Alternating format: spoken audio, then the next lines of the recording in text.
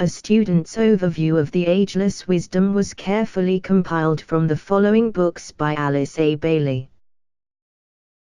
A Treatise on Cosmic Fire.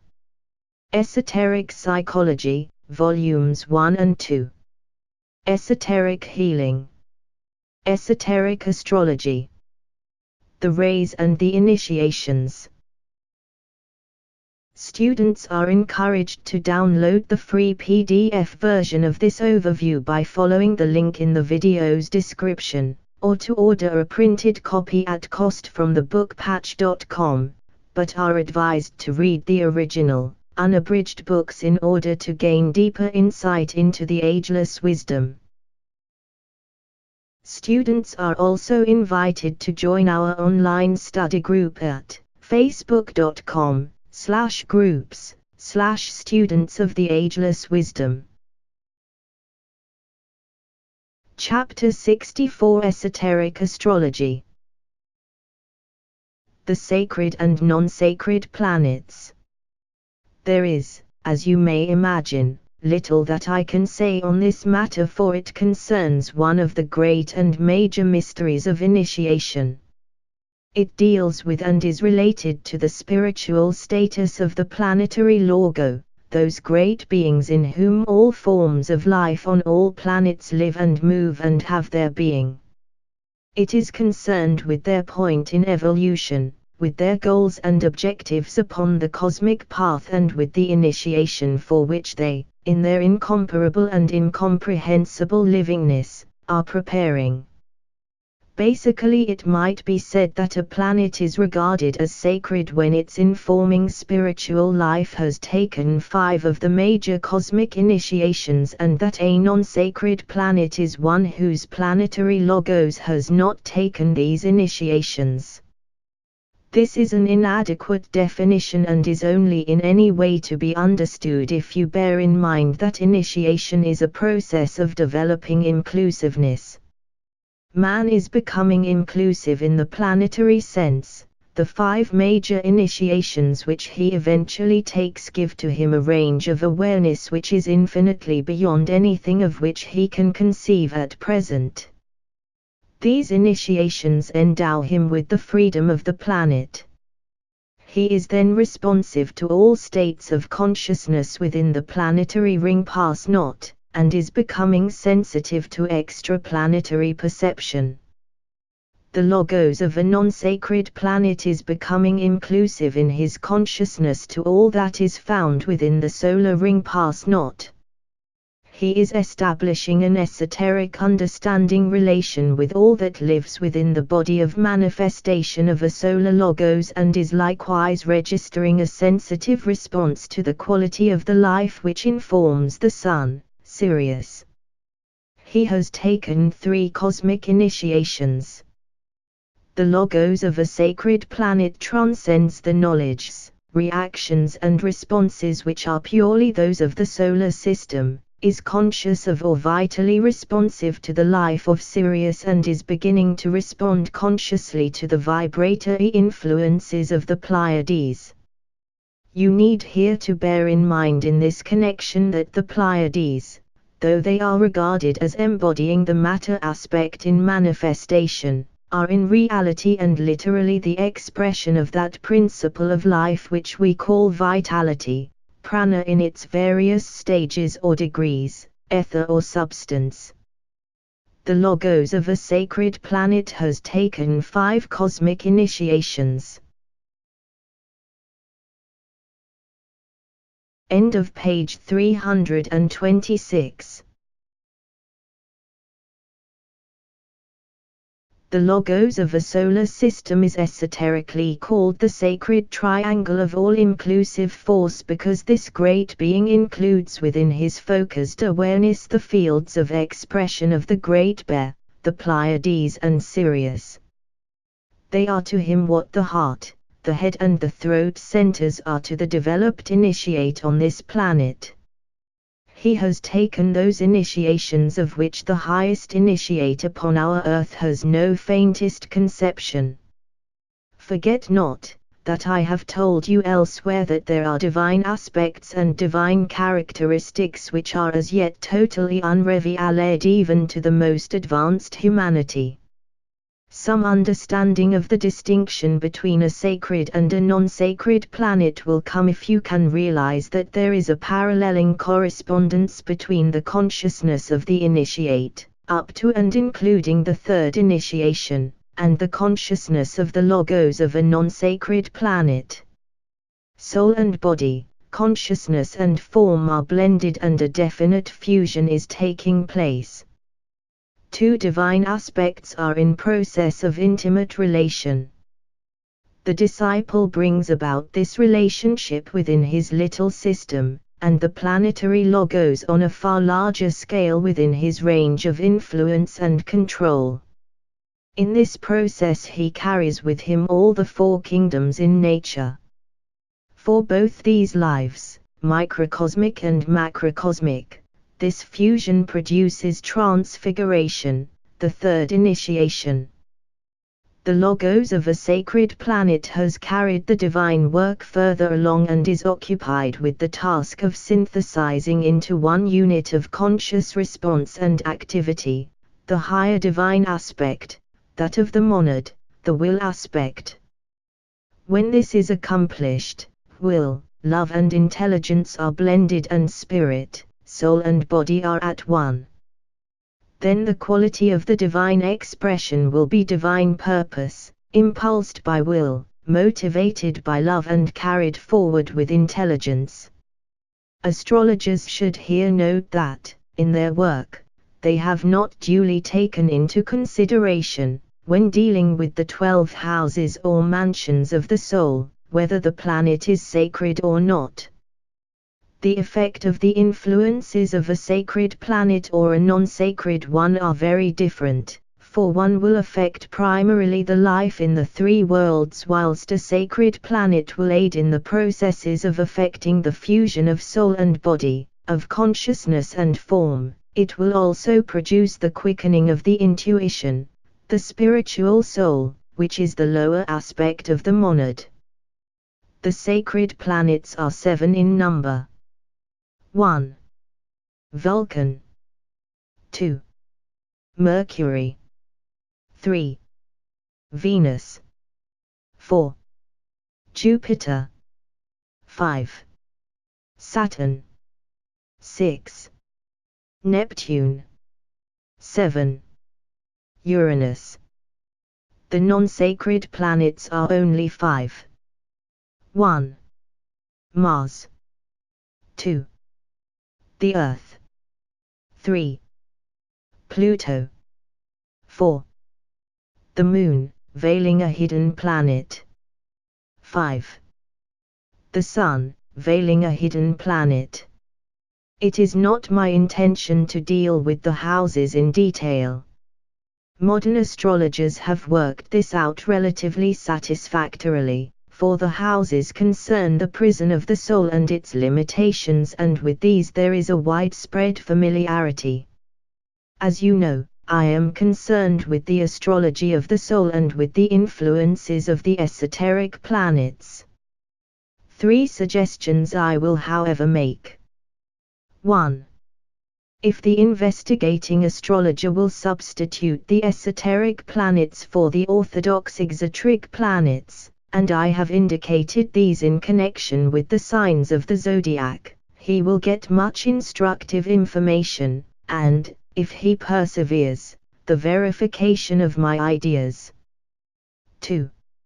If he will distinguish between the effects of the sacred planets and the non-sacred, he will find the sacred planets endeavor to fuse the personality and make it the instrument of the soul, and the non-sacred planets influence more specifically the form nature. Much light on the pool between the pairs of opposites may then pour in. 3.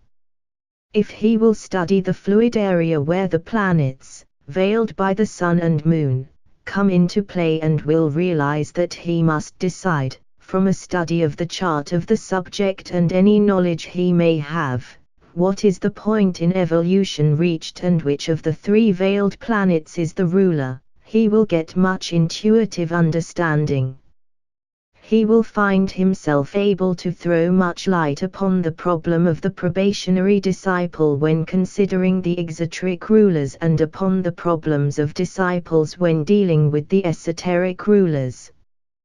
During the life cycle of humanity through which we are now passing, in the relation between the centers and the rays and, therefore, between the centers and the planets, it will be found that the centers are governed by the following rays. Average man exoteric planets. 1. Head center first ray Pluto. 2. Ajna center fifth ray Venus. 3. Throat center third ray Earth. 4. Heart center second ray Sun. 5. Solar plexus center 6th ray Mars. 6. Sacral center 7th ray Uranus. 7. Base of spine 1st ray Pluto. End of page 327. Disciples and initiates esoteric planets. 1. Head center 1st ray Vulcan. 2. Ajna center 5th ray Venus. 3. Throat center 3rd ray Saturn. 4. Heart center 2nd ray Jupiter. 5. Solar plexus center 6th ray Neptune. 6. Sacral center 7th ray Uranus. 7. Base of spine 1st ray Pluto. To these rays must be added, in both groups of human beings, the 4th ray which governs humanity itself as a center in the body of the planetary logos, thus bringing all the ray influences into a sevenfold stream of energy, playing upon the lower self in the 3 worlds or upon those who are entering into or are a part of the 5th kingdom in nature. Intensifying the problem for humanity as a whole is the problem of the individual within that whole. To the influences to which he is subjected as an individual through his past and his own peculiar horoscope, and to those in which he shares as a part of the 4th kingdom in nature, must be added the effects of his 2 major rays, personal and egoic. These indicate his type of mechanism and his soul quality. It must not be forgotten either that his 7 centers are in close relation to the planetary centers, and that he is conditioned not only by the centers in his own nature and their rays, but also by the centers found within the human kingdom, and also by the planetary centers. The mutable cross, the cross of the hidden Christ. 1. This is the cross of the 4 major energies which produce the conditioning circumstances which transform animal man into an aspirant. 2. It is, therefore, the cross of the personality or of the steadily developing and finally integrating human being. This takes place at first in response to circumstance and later to soul inclination. 3. It is the cross of temporal and temporary change, of fluidity and of those constantly altering environments which drive the soul within the form from one extreme of experience to another, so that the life shuttles between the pairs of opposites. 4.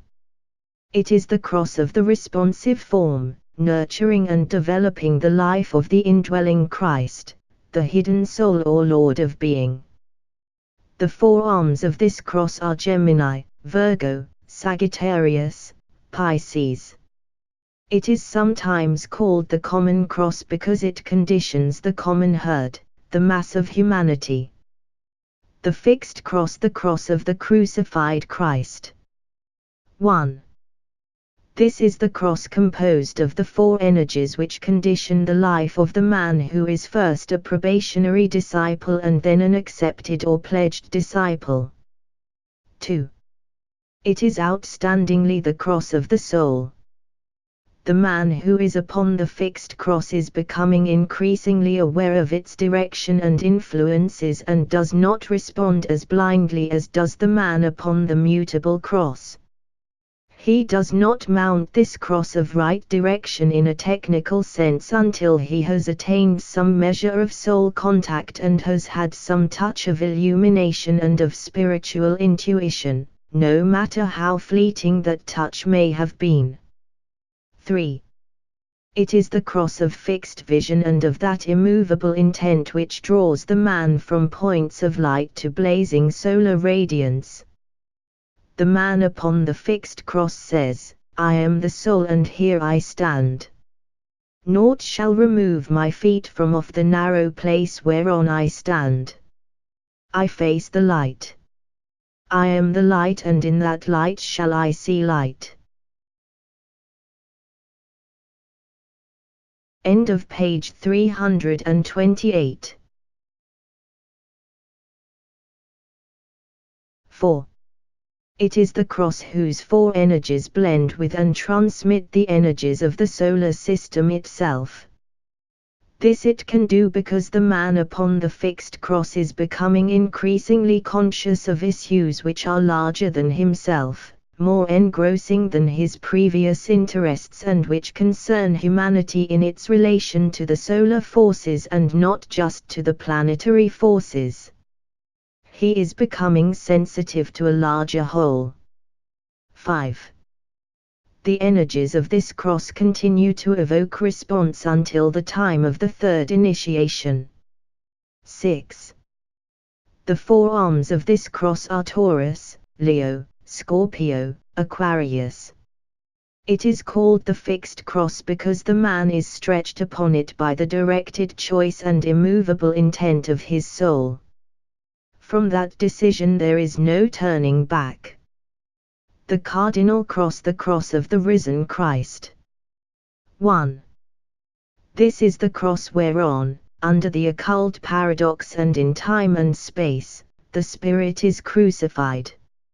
Its four energies govern and direct the soul as it moves forward upon the path of initiation. Necessarily, as it deals with so exalted a state of consciousness, there is but little I can say anent this cross except the vaguest generalities. 2. It is, therefore, preeminently the cross of initiation and of beginnings. It concerns fundamentally the beginning of the endless way of revelation which starts when nirvana is entered and for which all the previous stages of the path of evolution have been but preparatory. The following quotation may carry understanding and help to illumine this most difficult subject, indicating the significance of this cardinal cross as a consummating influence and revealing that which lies ahead of those who attain hierarchical standing. All beauty, all goodness, all that makes for the eradication of sorrow and ignorance upon the earth must be devoted to the great consummation. Then when the Lords of Compassion shall have spiritually civilized the earth and made of it a heaven, there shall be revealed to the pilgrims the endless path which reaches to the heart of the universe. Man, then no longer man, will transcend nature and impersonally, yet consciously, in at one ment with all enlightened ones, help to fulfill the law of the higher evolution, of which nirvana is but the beginning, Tibetan yoga and secret doctrines. 3. It is the cross of the widespread arms, the open heart and the higher mind, for those who lie upon this cross know and enjoy the significances underlying the words, omnipresence and omniscience, and are in process of unfolding the higher phases of being which we inadequately cover by the word, omnipotence. 4. The energies of the cardinal cross blend with the energies to which we can give no greater name than cosmic energy, even though that word is meaningless. They carry the quality of the one about whom naught may be said and are tinctured with the light of the 7 solar systems of which our solar system is one. 5. The scope and cycle of its influence in the life of the initiate is utterly unknown even to our planetary Logos, who is himself stretched upon its widespread arms. Speaking generally, therefore, the mutable cross governs the form or body nature, controls the whole life cycle of the individual soul through the stages of the lower experiences of humanity, the strictly human stages, and the integrating processes of personality development until the man stands forth as an aligned person, slowly reorienting himself to a higher vision, a wider horizontal and vertical grasp of reality, and thus becomes the aspirant. This cross governs the lower triad in manifestation and rules in the three worlds of human evolution. End of page 329. The fixed cross governs the soul, which is now conscious within the human form and in the three worlds, but controls throughout what is called the five worlds of human attainment, the three strictly human levels of activity and the two superhuman, i.e., the lower trinity and the spiritual triad. It deals with the entire life of soul experience and expression after the mutable cross has effectively forced the man onto the path of purification and of discipleship. It is concerned with the integration of soul and personality and their complete blending or fusion. The cardinal cross governs the manifestation of the monad in all its glory and beauty, and this cycle of influence falls into two stages, the one in which the monad expresses itself upon the 6 planes of manifestation in wisdom, strength and beauty through the medium of the integrated soul and personality. This is a relatively brief stage. Second, the stage wherein, withdrawn and abstracted from those forms of being, the one proceeds upon the higher way and passes on to realms unknown, to the highest of the sons of God upon our earth. It might be added that the mutable cross is the conditioning influence in that great planetary center which we call the human, that the fixed cross is paramountly the major controlling set of energies governing, and being transmitted by, the center which we call the planetary hierarchy, whilst the cardinal cross rules and conditions, in a manner unknown to men, that great planetary center to which we give the name Shambhala. 1.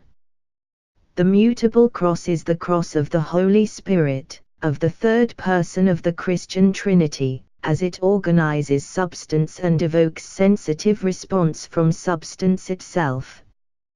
2. The fixed cross is the cross of the Son of God, of the second person of the Trinity, driven through love to incarnate in matter and to be consciously crucified upon the cross of matter. 3. The cardinal cross is the cross of the Father, the first aspect of the Sacred Trinity, who sent forth the Holy Spirit, the breath, because the mind of God visioned a destiny for matter which had been long in coming. Now that the time was at hand, the Son fulfilled the law in cooperation with the Holy Spirit, and this in response to the fiat of the Father. These 3 crosses are, in their totality of manifestation, related to the 3 basic energies which brought the solar system into being. They constitute the 3 major and synthetic expressions of the supernal will, motivated by love and expressed through activity. Upon these crosses, the ability to see the whole, purpose motive expression, life quality appearance, shifts and changes. Upon the mutable cross, the crucified man sees naught of the picture. He suffers, agonizes, desires, strives, is the apparent victim of circumstances, and is distinguished by a veiled vision and inchoate longings. These gradually take shape until he reaches the stage of acquiescence and aspiration. Then he finds himself upon the fixed cross and begins to grasp the whole of the purpose of experience upon the mutable cross, as far as humanity is concerned, and to realize that there is a hierarchical purpose which can only be grasped by the man who is willing to be crucified upon that cross. He reaches the stage of responsibility, self-awareness and right direction. His orientation is now the spiritually vertical, which involves the inclusive horizontal. At this stage, the plan of the Logos begins to take shape in his consciousness. Upon the cardinal cross, the purpose and the unified consummations of the two earlier crucifixions become almost blindingly apparent, and a vision of the unified intent of the three persons of the underlying Trinity, each upon his own cross, emerges with clarity. We have now the difficult task of considering an aspect of divine manifestation which is as yet so little apparent upon the physical plane that we lack the exact word with which to express it, and those words available are likewise misleading. I can, however, attempt to give you certain concepts, relationships and parallels which may serve to close this section on astrology and lay a foundation for future teaching around the year 2025. That is the mode whereby all revelation comes. A thought is given, a symbol described, an idea portrayed. Then, as the minds of men ponder upon it and the intuitives of the world pick up the thought, it serves as a seed thought which eventually comes to fruition with the presentation and the unfolding of a revelation which serves to lead the race of men nearer to their goal. End of page 330. Please reference tabulation X from the textbook on page 331. In considering this process, I would have you study tabulation X, for it is a symbolic form, embodying what I seek to convey. I would point out that the will aspect, as it is embodied in the rays and transmitted by the constellations, works out destructively when concentrated through an orthodox planet and constructively when concentrated through an esoteric planet. Here you have the secret guide to the significance of death and immortality. This is something which the average astrologer will be unable to prove because the cycles involved are too long. Intuitively he can, however, grasp the probability of my proposition. May I again remind you that our theme is the divine plan, purpose and will. It is not the evolution of consciousness, or of the second aspect of divinity. It concerns spirit and not soul. We are attempting in some measure to formulate the life of the Father, the will of the monad and the purpose of spirit. In all these, the three aspects of the will, lies germinating the seed of the next solar system, the third, and the fruition of the personality manifestation of the Logos. We need, therefore, to formulate the interpretation of the seven rays in terms of will and not of love or consciousness. End of page 331. End of chapter 64.